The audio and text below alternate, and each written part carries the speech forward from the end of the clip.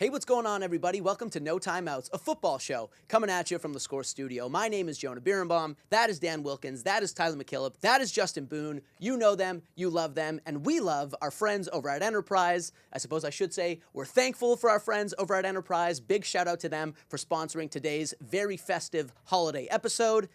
Happy Thanksgiving, gents.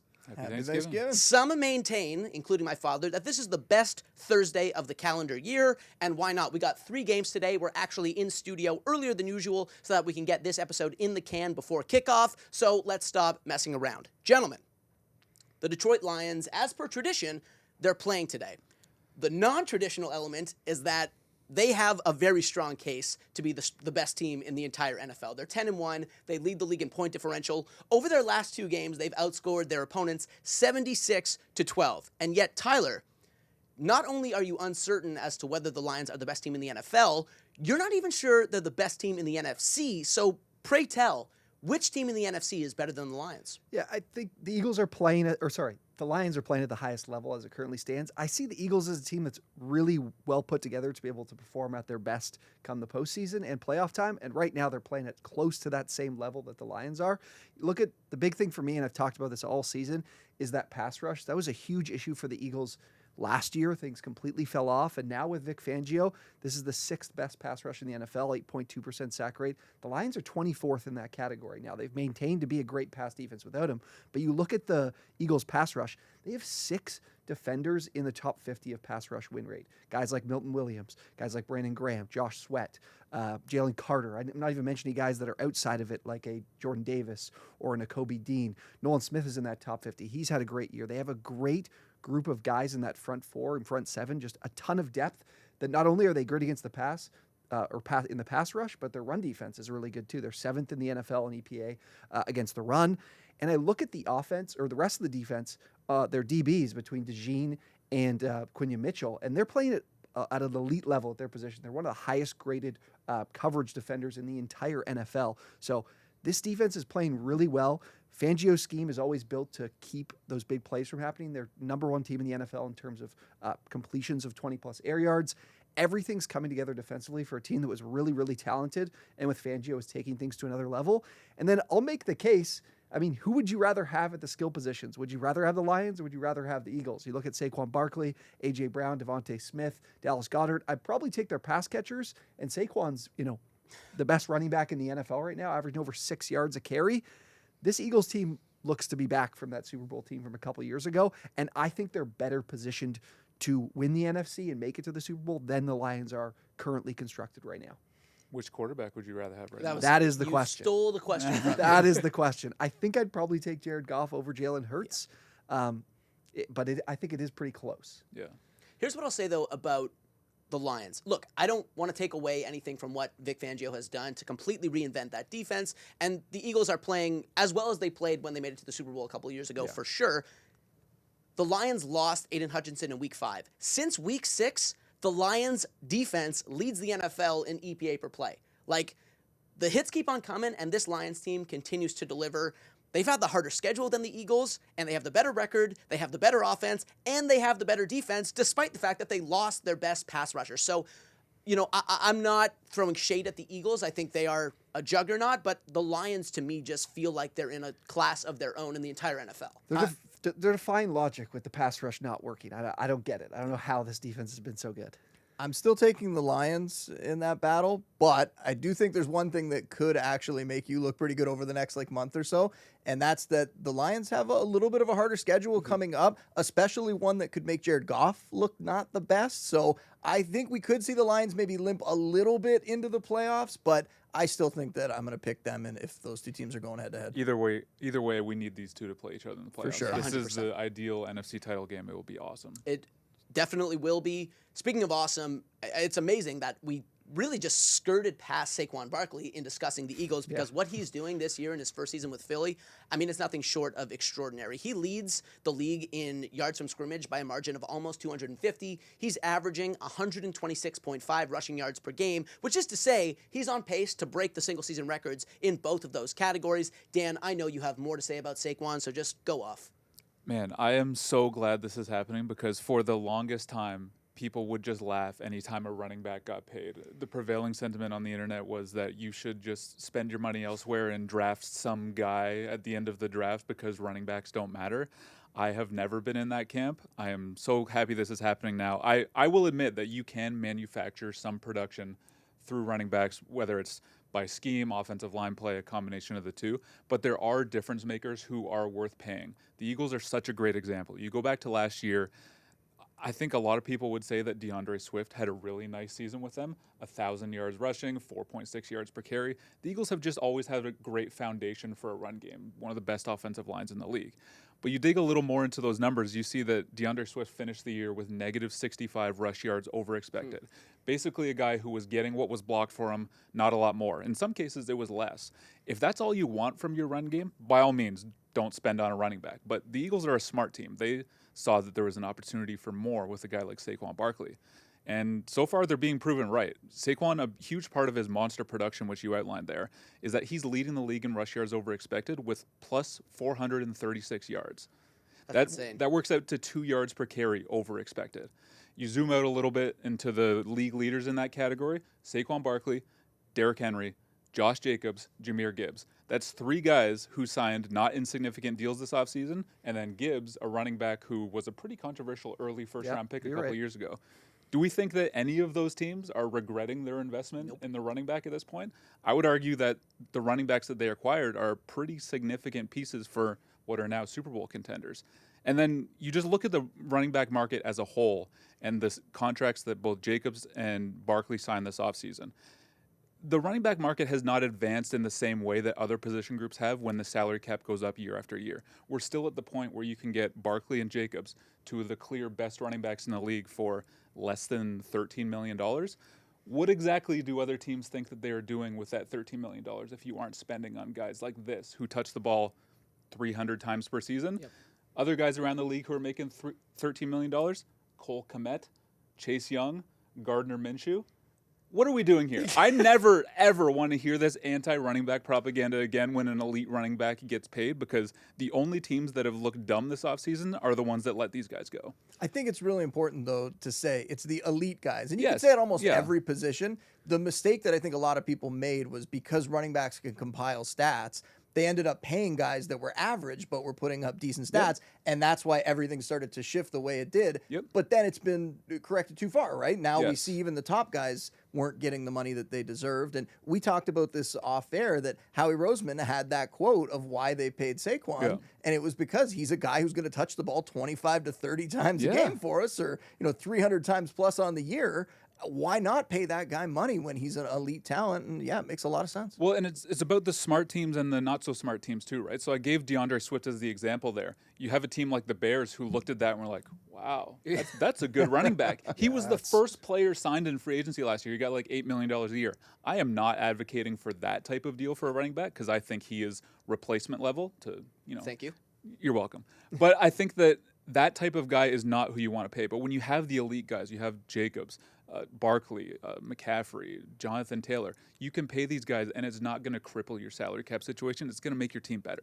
Yeah, I think that I'm pretty strongly against paying running backs. I honestly can't argue for it now, to be honest with you, what you've seen this year. But I do think that the scheme has a lot to do with it too. Like if you're talking about all these guys, good players and great play callers. Like you're talking about Shanahan, you're talking about LaFleur, you're talking about Kellen Moore, who knows how to run a good rushing offense. So this is just match made in heaven for a couple of If I can give one more example just to drive home the point, of course, you make a good point about the scheme. The scheme matters. The scheme is going to put these running backs in a position to succeed. But you take Green Bay this past week. LaFleur has been one of the best run game designers all season long, puts that team in a position to have success on the ground every single game. But Josh Jacobs had 15 broken tackles in that game. You're not just having some jag running back come in and do that. These guys make a difference. Yeah, 100%. And honestly, seeing what Saquon's doing right now almost makes you sad that he spent as many years as he did in New York with a limited quarterback in Daniel Jones who couldn't really take defense's attention off of him. Like, don't get me wrong, Saquon was good in New York, right? He was Offensive Rookie of the Year, he was a 2-time Pro Bowler, but you wonder how productive he could have been in his early to mid-20s if he was in a situation that was better, like the one he's currently in. Would he be, as opposed to a 2-time Pro Bowler, would he be a future Hall of Famer and not have fewer career rushing touchdowns than his current quarterback has? It makes you wonder, but wow, has he ever struck gold in Philadelphia? Have the Eagles ever struck gold investing in Saquon Barkley? Now, as much as we've all marveled at Saquon and, to a slightly lesser degree, Derrick Henry this season, there's a flip side or a cost to what we've seen league-wide, which is an increased emphasis on the running back, on the running game this season. And I know Boone, as a fantasy guy who is a proponent of the anchor running back strategy, you have something to say about this kind of strategic shift that we've seen and what the cost might be to that. Well, one, and playing off of what Wilkie just said, I think we should also mention that the league kind of ebbs and flows, right? And we saw defenses kind of go lighter and play more DBs and whatnot, and now we've seen teams kind of come back around and start to go to the running game and have some success because they were going against lighter boxes. And now, all of a sudden, I'm sure as the years go by, it'll switch and we'll see it continue back and forth. But there's one other thing about running backs that I think people need to realize this year. It is an outlier season in terms of running back injuries. Like, we normally see running backs get hurt at a much higher clip than they have this year. And we've had a few, right? So some big names, Christian McCaffrey being the one that missed a lot of time. Isaiah Pacheco missed a big chunk of the season. We expect him to come back this week. Joe Mixon, who's another one of these guys that signed with the team or ended up on a new team and is having some success. He missed a few games early in the season. But overall, we normally see way more running back injuries than this. And I think in a normal year where that happened, we might not be as excited about the running backs. But because they've stayed healthier and because we have a lot of older guys, too, that have stayed healthier, it's ended up being this great season for them so far. I just want to caution, we are getting to the time of year now where bodies start to break down, running backs start to break down. And we almost see it every season when it comes to fantasy football, right? Where starters get hurt this time of year and the backups end up taking over and helping people win fantasy championships. And when we talk about some of these older backs that have had success, I think the likelihood of them getting hurt is even higher, right? So I think we're going to see a bit of, regression to the mean, a bit of a correction happening. And knock on wood, I don't want to see this happen, right? But I think we're going to see more running back injuries. And if you look back over the last even couple weeks, right? Last week, we saw Brian Robinson get hurt and Austin Eckler get hurt. We have, Breece Hall now pops up this week with an injury. J.K. Dobbins, I'm so sorry. He was having such a great year. And now it looks like he's going to miss time. So I think we're going to see some of these running back injuries hit big. And just to remind people, fantasy-wise, go out there, pick up the upside backups like the Kenneth Gainwells and the Blake Corums and Ray Davis. Make sure these guys are rostered in your leagues because they're the guys that are going to help you win a championship if one of these starters does go down. I notice you didn't mention Braylon Allen, who I have stashed on my roster. So, is your fantasy team still alive? No. Absolutely not. Okay, good stuff, Booney.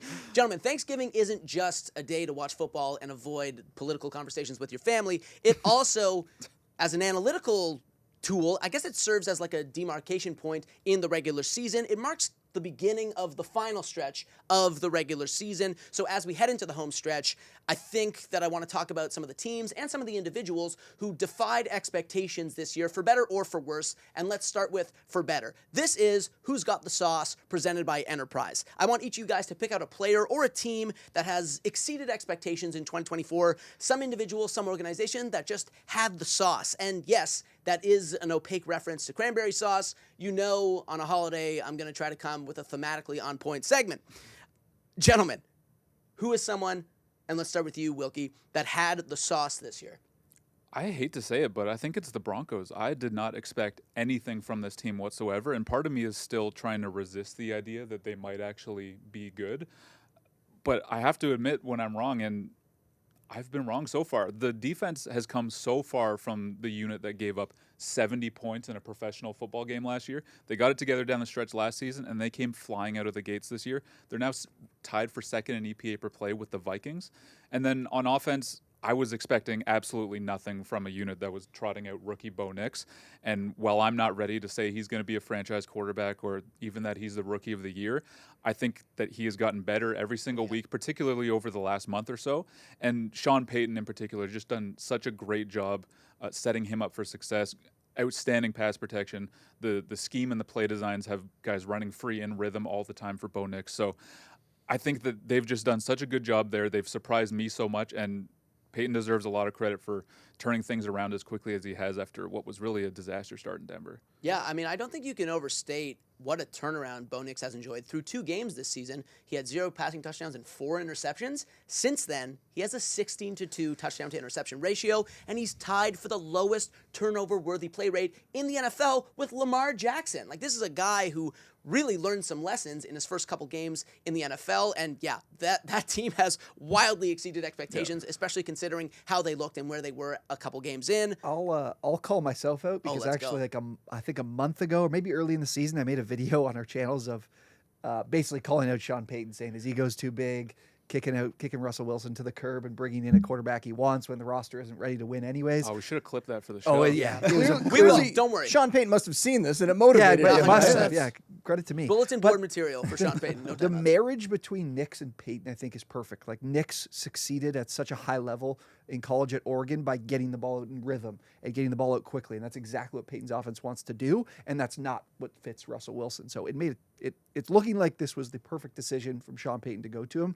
And he's looked really good. He's revived Cortland Sutton's career. Devon Vele had a big game last week. Like, this is not a team that's loaded with talent. This is still in very much the early stages Yeah, of what they're trying to build. Exactly. Yeah. So it's shocking. It's funny. I went back to during the pre-draft process when I was watching all the quarterbacks. I watched Bo Nix, and I remember saying to the football team that we work with, I was like, I'm not saying he's this guy, but I feel like Sean Payton is going to look at him and be like, you know what, this could be Drew Brees. Yeah. Again, he is not Drew Brees. I'm not going that far, but I feel Don't like... put it in the newspaper that I said it was Drew exactly. Brees. I feel like Sean Payton sees those similarities, and he's mentioned it at times too. So it's nice to see it working out for them. As a couple of AFC West guys, we are very much saying, please don't be Drew Brees. Yeah, That's for sure. Booney, who had the sauce this year? I think you have to say the Commanders, no? Like, if you look before the season, they had the 28th best Super Bowl odds before the year. We all thought that this was a team that, again, was in the very early stages of some sort of rebuild, that hopefully they had found their quarterback, but overall probably didn't have the kind of talent where they could compete for even a playoff spot. And yet now you look at it and they're like middle of the pack in terms of their Super Bowl odds. I think they're 14th right now. And they have lost a couple games recently and the shine's come off a little bit. But you just look at what's happened there. Jaden Daniels all of a sudden elevating that offense, looking like he's going to be a franchise quarterback for them. Dan Quinn has that defense playing really well, and now they're going to get Marshawn Lattimore soon, who they picked up at the trade deadline. So that's just another shot in the arm to help them there. And I mentioned the couple losses recently. Well, they have some easier spots coming up here. They have the Titans this week. That could be a get-right game. Then they have a bye. Hopefully they can get healthy. I know they've dealt with some injuries in the offensive line this year, so hopefully they can get healthy. And then after that, they get the Saints. So I think this is a team that is going to win 10 games. They're going to make the playoffs, and that's just incredible based on what our opinion was of them before the season. 100%. T, who's got the sauce? I mentioned this a couple weeks ago, and I think there's a quarterback that might keep the Commanders from making the playoffs, and that's Baker Mayfield and the Bucs. Baker Mayfield surpassed my expectations by a large margin this year. Now, he played really well in 2023. I just didn't think he could take that and improve upon it. I thought, if anything, maybe he maintains. More likely is worse, but 71% completion percentage, the second best in the NFL, 24 touchdowns. He might lead the league in touchdowns this year.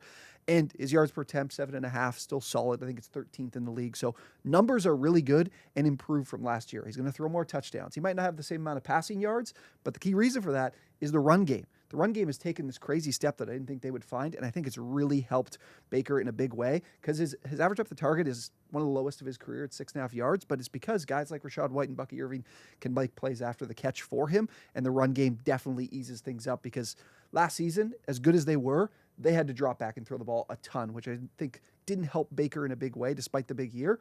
And I do think, look at his performance under pressure, by far the best completion percentage of his career, second in the league. Baker's a guy at this point that's on the cusp of being a top 10 quarterback in the entire NFL. Like, I'm taking him over guys like Dak Prescott. I'm taking him over a guy like Tua. I'm taking him over a guy like Geno. Hold on. I think Baker's playing at an incredibly high level, and at this point, I don't think it's going to change, because doing it for another year is very, very impressive. Wilkins, your rebuttal? No. No, Baker's been good, and I think he's been an awesome story. It's been really cool to see him go from, being kicked out of Cleveland, being bad in Carolina, having the short stay that was actually kind of good with the Rams, and then being good here. And I think his success in Tampa Bay also shines a light on, especially this year, shines a light on what they're doing scheme-wise on offense. Like, Liam Cohen has been awesome, just stepping in for Dave Canales, he's probably going to be a head coaching candidate because of what he's Yeah. done in Tampa Bay. But I think just pointing out what he's done in Tampa Bay, despite some injuries at receiver, is important too. Like Mike Evans has missed some time, Chris Godwin is out for the season, and he's still playing at the level he has. Yeah. So I'm with you. I think they could make a charge down the stretch, and I don't know. I wouldn't even rule out them winning the NFC South at this It's gonna point be because their tough just schedule with is the so two easy. losses to Atlanta, Yeah. but they could. I think their schedule is so good they So, could potentially do Yeah, it. Baker's been awesome. It's been a fun story, but Go ahead, Not go ahead. not over like Dak. Come on. I personally would. Him and Tua, Oh. Gino. He's a guy like I think Baker's And playing at a Gino? really high level. I'll give you top half of the league. I don't know if I would go top 10 Yeah, or top just say, 12. like- but He's like for me. We were sitting around, me and my buddies, and we ranked all 32 quarterbacks, and I went through it. I'm like, he's like 13 for me, 14. We're like, I'm top 10 is tough. Like we're talking about like Kyler Murray, Jalen Hurts, that type of level. But I think he's on the cusp of it if he keeps playing like this. Again, he's not putting up like these wowing numbers when it comes to like the deep ball. But I mean, he hasn't had Mike Evans for a good portion of the year, so that definitely doesn't help. And I mentioned good completion percentage under pressure, but the yards per attempt aren't off the charts. He's a gamer. He's a guy that should no longer be blocking 40 yards downfield when his running backs breaking a big play. Should probably take care of himself. And when they're a up bit more. big against the really bad team. that first game where he didn't have Evans and Godwin, and basically Kate Otten was like the only option that he had to rely on, that's the game that really impressed me with Baker, because I thought he was just being propped up by the receivers there and by the talent around him. And that one showed me that, no, he has actually turned into a pretty good quarterback, though I'm not ready to give you a top 10 or top 12. Yeah, give me like top 16, top 18, whatever. Can we but get yeah. you down to 13 or 14? He's playing. It's Thanksgiving. If you went to how they're playing this year, he's playing better than a top 16 quarterback. Like he could potentially be playing at a top 10 level. Do I think he's a top 10 quarterback? No, he's close, but he's probably playing at a top 10 level this Yeah, year. that sounds like a top fair half compromise. top half of the league for sure. Yeah. Yeah, All right. come on. All right, it's settled. Big shout out to Enterprise for sponsoring that segment. Appreciate you guys. Now, let's take a look at the flip side. The players or teams who most disappointed or screwed up this season. Who are the biggest turkeys of 2024? And let's start with Wilkins. I know we had a moratorium on Jets talk, but how can you not hit on the Jets in a turkey segment? And if it helps at all, I'll loop in the other New York team too, because they've got plenty of turkeys for us as well. I mean, you start with the Jets. It's pretty self-explanatory. They have been such a disaster. They went all in on the Aaron Rodgers experiment. They brought in all the guys that he wanted with him. They hired Nathaniel Hackett last year. They signed Alan Lazard. People forget they also signed Randall Cobb for some reason last year. Then this year they trade for Devontae Adams. Less egregious, but the timing of it was also a little strange. And it has all blown up in their face. They demoted Nathaniel Hackett earlier this year. A few weeks later, they fired Robert Saleh. A few weeks later, they fired Joe Douglas. This is all completely blown up. And in fairness, I was kind of on board with them signing Aaron Rodgers. I felt like this team was a quarterback away. But I think what we've learned is that you really have to bend over backwards to make it work with Aaron Rodgers. And at this point in his career, it is not worth that. And it's the Jets. We probably should have seen this coming. And then the Giants, I mean, it's just the Saquon Barkley thing. Like every single week, every time he has a big game, it just gives us an opportunity to laugh at the Giants for allowing this to happen with a division rival. We even have the footage from Hard Knocks of the owner saying how much he would hate to see Saquon with the Eagles. The GM basically going through the motions, clearly not interested in extending him, just kind of making it seem like he wanted to, either for the owner or for the cameras. I don't know. But obviously Saquon has gone on to be an MVP candidate with the Eagles. The guy that they signed instead of him, Daniel Jones, has since been released and is on the Vikings practice squad. So if there are a couple turkeys in the league this year, it is definitely the New York football teams. In fairness, they aren't actually New York football teams, they're New Jersey. So New York football teams, the Buffalo Bills, are in good shape. Yeah. And, I'm just seeing it here. Jets agree to terms with Jordy Nelson. That's wow, unbelievable. Maybe that'll key the turnaround. I can't wait for Aaron Rodgers' next move, because I don't think he's going to play next year. I don't think he should go into broadcasting like Tom Brady. I think he should teach a master class on scapegoating, because that's really what we've seen from him this year. It's like every single step of the way, it's been someone else that was thrown under the bus and not him. I wonder if he is going to play. I wonder He if shouldn't. I wonder. No team I don't should think sign so him. either. I just wonder if he's going to try to have his career end in a different way. And I don't know that it would, no matter where he ends up. But there's going to be some team that needs a stopgap quarterback, and I don't know. I feel like, maybe then he brings Alan Lazard and Devontae Adams with him, and Nathaniel Hackett is his quarterbacks coach. I don't know, but I made a video on this week, and I got a lot of DMs, people telling me how ridiculous I am trying to be a GM for the Jets. I don't think any team should be looking to acquire Aaron Rodgers. Like, no. What help is he going to provide on the field and not provide more drama off of it? Yeah. And the game has just passed him by. Yeah. Like he's I hate to do this because he was the greatest quarterback. Like at one point was the best quarterback in the world, but he's going out real sad. Yeah. Like this is affecting his legacy and how the way people know him as a player, because again, he wants to have so much control and say in the offense. And I was listening to Rex Ryan wants to be the Jets' next head coach, and he was talking about the way the Jets offense looks. He's like, this is so outdated. Like this West Coast offense, nobody's running this type of offense anymore. These defenses have figured it out. Like they need to be moving forward. And I mean, we all know it's because Rodgers has a big hand in that. Mm-hmm.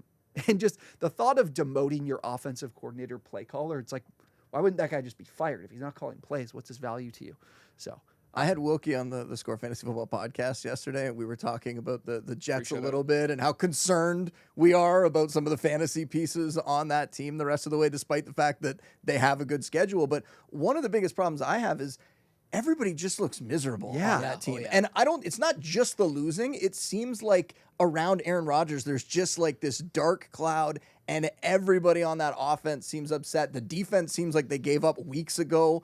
And again, a defense with an incredible amount of talent. So, yeah, if I'm another team, I look at that and I go, I don't want that in my locker room. I do think that Rodgers, technically speaking, could still play and could jump into a situation like if it was hypothetically, if it was the Vikings or the 49ers, just like a really good offensive system, if he was willing to jump in and just be a part of what's already there. Yeah. But I don't really see that happening. I think it all needs to be built around him and the concepts that he's always had and the freedom he's always had at the line of scrimmage. And I don't really see it working. Like when you talk about the teams that people are bringing up, they're bringing up Minnesota. Like Kevin O'Connell having to deal with that.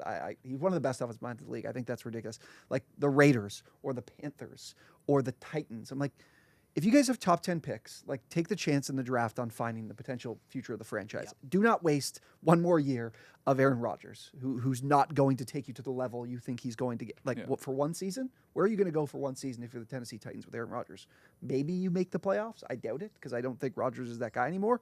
And you're risking a chance of, potentially not finding the next quarterback. If I'm a team looking for that stopgap, and I don't think this guy is anywhere close Rodgers talent-wise, but give me like a Jameis Winston. Give me the fun vibes of a Jameis Winston. If I'm a team looking for a stopgap, if I'm not like a legit contender or something, let's have that, and let's have a fun team and a team that your fans can get excited about, not whatever is happening with the Jets. But that's probably enough about the Jets. Yeah, the juice is very clearly not worth the squeeze anymore. And the moratorium is back on. The moratorium is back in effect under penalty of, we'll find out. Boone, who was your biggest turkey of the year? I'm going to take like the whole Jags organization. Like I feel like that one's kind of low-hanging fruit, but like what else could go wrong there? It's just been a nightmare of a season top to bottom. I can't believe Doug Peterson still has a job. Like we talked about him potentially getting fired before. I still think it's going to happen before the end of the year, but man, like what else needs to go on that team to get rid of him? Again, another team where like they are not playing up to their talent level. You have a ton of guys on the team that have, just underachieved this year. I'm thinking of like Travis Etienne being a great example of that. I don't know what happens to make this any better. I think in hindsight, people are going to go, oh, Trevor Lawrence got hurt and he missed games and stuff. This team was bad well before that. Maybe Lawrence will come back. I think if he comes back with the injury right now, he's not going to be 100%. So I don't think that's going to get them, over the hump. I know, Wilkie, you brought up when we were talking at one point, like the idea of, well, maybe they do fire Doug Peterson and that gives them like a little bump to win a game here or there. The worst thing that could happen for them right now would actually be if they win a couple games down the stretch and their schedule, not to put the schedule hat on again, their schedule's kind of easy. Maybe that's why they're keeping Doug Peterson. If they win a couple games down the stretch, they might lose out on the first overall pick and drop a little further down the draft, which would be terrible. They might convince themselves that, like, hey, we're not in as bad shape as we thought and potentially keep Doug Peterson. Like, that would be even worse than what we've seen so far. So for me, it's the Jags. Just been an awful year. They're 2-9. Like, this was a team that I think there was at least one person on this panel that was like excited about them before the season, and oh man, it has just gone Wasn't in the me. complete opposite direction. Somebody Did you might call have him a said Trevor postseason Lawrence. lock? I don't remember. Yeah, postseason lock. Trevor Lawrence MVP. Actually, this is a good time. Would you rather have Trevor Lawrence or Baker Mayfield? I thought you were going to say Anthony Richardson. You got God. no. You got God. As it currently stands, it's got to be Baker. No, Unfortunately, that's wrong. Like again, as they're currently playing, I guess long term, like I do really like Trevor. Yeah. If you put Trevor in that Bucs offense with Liam Cohen or with Canales last year and with those receivers, I think you'd see great things from That's Trevor why I Lawrence. think the Jags head coaching job is going to be attractive. You're going to Florida, no state income tax. You're probably going to be an organization where they're getting rid of the GM. You can have full control. That's probably why we've heard a lot of people connect Bill Belichick to this job, because he could just take the whole thing and do whatever he wants with it. And you have a quarterback, too. You have a guy who could be like a top 10 quarterback. He hasn't been that recently, but I think with the right supporting cast and the right system, he could. I could buy into Belichick as the Jags coach, and we were saying before, Dable, if he gets fired, Dable is the OC there, and like that could be kind of interesting to me. Yeah. Belichick in warm weather for half no the more season. no more Massachusetts winners for old Bill. I believe he lives in Florida, actually, so that's a part of why he's been connected there. There's a team that would let Travis Hunter play both sides of the ball because they would really want him to play DB, and I think he probably really wants to play receiver. Well, if you remember, Belichick is one of the only guys in the NFL in recent memory that has had guys play on both sides of the ball, right? Troy Brown he was a receiver, but he played some quarterback at times when they needed it. Did Ty Law play on both sides of the ball? I don't think Ty Law did, but Julian Edelman played some reps at corner as well. Right. So, I mean, if there was ever a guy, again, we've talked about this before, I don't think that Travis Hunter would play both sides of the ball full time. He said like a week ago, did you see that? He really wants to. I don't think he will either. But I think maybe like knows? full-time receiver and then cornerback in like certain packages, or maybe the opposite. I don't know. But if there's ever a coaching staff that would be creative enough to do that, maybe it's Belichick. So it is the whole AFC South as a turkey this year. yeah. On that note, T, who's your turkey of 2024? I wanted to be a little more outside the box in my thinking here, and maybe this is a little bit harsh, but I think this is it's the Packers front office to me. So when I look at their offseason, Josh Jacobs was an addition that's definitely worked out free agency wise. I just think this team could have made a bigger investment in this season. And now you're getting great years from the Lions and Eagles, so it's tough to compete. But when I look at what they had in the draft, combined with the money they could have spent in free agency, like McKinney's been great for them. I should give them credit for that. But they had 10 picks in the first in the draft this year, and 4, I believe, or 5 picks in the first 3 rounds. A guy like Marshawn Lloyd has been on the shelf all year. He was like an injury-prone player coming out of college as well, and he's done nothing to help them this year as a top 3 first or day 2 pick. You look at Jordan Morgan, we talked about last week. He hasn't had much of an impact. Edgerrin Cooper's played a good bit. And Tyron Hopper hasn't played at all. Another 3rd-round pick these guys had. Bullard's kind of been getting cooked quite a bit in the secondary for them. They could have used a 1st-round pick on a receiver, whether it's we could bring up Lad McConkey or Keon Coleman, something like that. I think this team was too confident in the receiving room they had that was really lacking that number 1 top alpha receiver. Jaden Reed has been pretty inconsistent this year.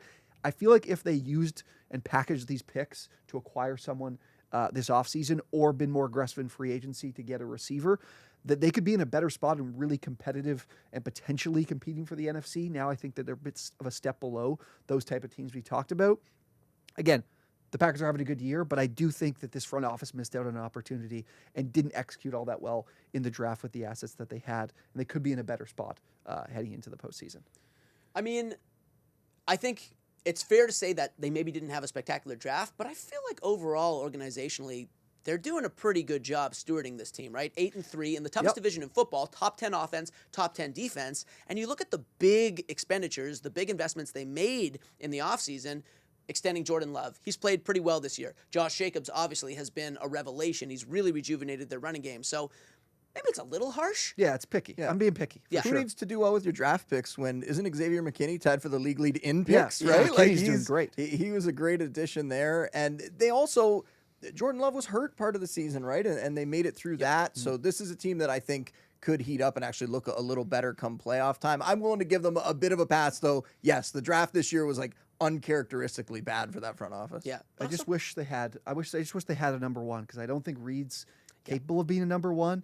Romeo Dobbs, I don't think either. Christian Watson's Watson. got the drops Yep. year in and year out. I really think Reed can be. I think the weird thing with them is they seem resigned to just having him as like a slot guy. Like they don't want to use him as like their number one guy. But talent wise, I actually think he could be like a Stephon Diggs almost. Like we could see him start to like blow up and take off in his career. I think that's in him. I'm kind of just waiting for it to happen. Yeah. Gentlemen, you know what time it is. There's only one thing left to do. It is trivia time. We got some Thanksgiving Day trivia. We're going to do things a little bit differently today, okay? Rather than our usual format, here's what I'm going to do. I'm going to ask a question, and we'll go around, and if no one gets it on the first 3 guesses, I'll just give you the answer, because we got a series of questions today as opposed to our usual name a bunch of guys from a list, okay? And we're going to start with T, okay? Who has the most career passing touchdowns? Nope, let me try again. Who has the most career passing yards on Thanksgiving? Thanksgiving, Matt Stafford. Correct. Very impressive. Boone, who has the most career rushing yards on Thanksgiving? Oh, that's so tough. There's 2 guys here. I'm going to say Barry Sanders. Is it Emmett? It is Emmett Of Smith. course. Yeah. It's Emmett It was Smith. a coin flip. It was a coin flip, and you got it wrong. What are you going to do? Wilkie, who has the most career receiving yards on Thanksgiving? Calvin Johnson. No. That's a good guess. T, your guess. Oh, I was thinking the exact same thing. No, Jordy Nelson. Boone? Michael Irvin? It was a Dallas Cowboy, Yeah, longtime he's Dallas a Cowboy, Cowboy. Jason Witten. Oh, Wow. That's a Okay. tricky trivia Yep. question. Who answered first on that one? I did. You did. Okay. T. Who has the most career passing touchdowns on Thanksgiving? Most career passing touchdowns. Matt Stafford. Correct, but he's tied with someone else, Boone. He's not tied with Boone, but Troy Aikman. Tony Romo. correct. Well done, fellas. All right. Nailed it. Troy Aikman. Here, we'll give this one to Boone Yeah, because you guessed Boone. first, right? Yeah. Okay. Who has the most career receiving touchdowns on Thanksgiving? We'll go Megatron. Correct. Calvin Johnson. He's got 11 of them. Which 2 quarterbacks share the record for most passing touchdowns in a single Thanksgiving game with 6?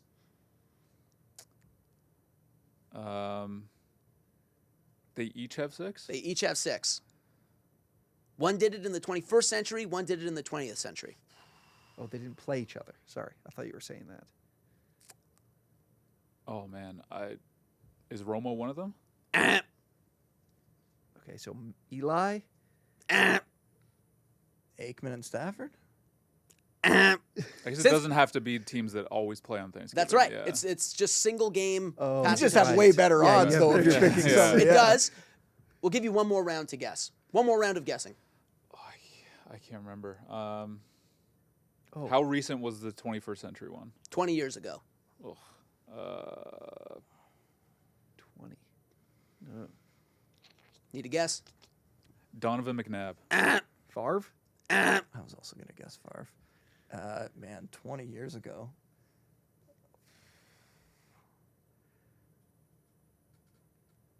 Oh, I got one more guess. I got nothing. I have no idea. Dante Culpepper. Oh, Sorry, Good fellas. guess. Peyton Manning. oh, 6 touchdowns on Thanksgiving Day in Colts. 2004. And the one from the 20th century, Bob Greasy, 1977, 6 passing touchdowns on Thanksgiving Day. Which current NFL team has never played on Thanksgiving Day? There's only one. I have a guess. the Jaguars. Correct. Damn it. that Nice was- pull. And last question. Which current NFL team has the highest winning percentage on Thanksgiving, minimum 5 games played? Okay, so it's not the Lions, definitely not the Bears. Could it be the Packers? Minimum 5 games played. Cowboys. I wouldn't. Winning percentage. I wouldn't say it's the Cowboys. I'm going to say the Packers. Again, that would have been my guess, too. Shot in the dark, the Bears.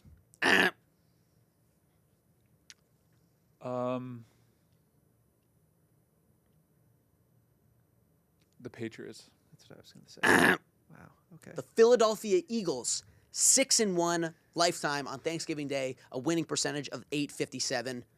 Heck of a job on this most festive of Thanksgiving days, fellas. That'll about do it for today's episode of No Timeouts. Thanks so much for tuning in. Once again, that's Justin Boone, that's Tyler MacKillop, that's Dan Wilkins. My name is Jonah Birnbaum. Big shout out once again to our friends over at Enterprise for sponsoring today's episode. We'll see you next time.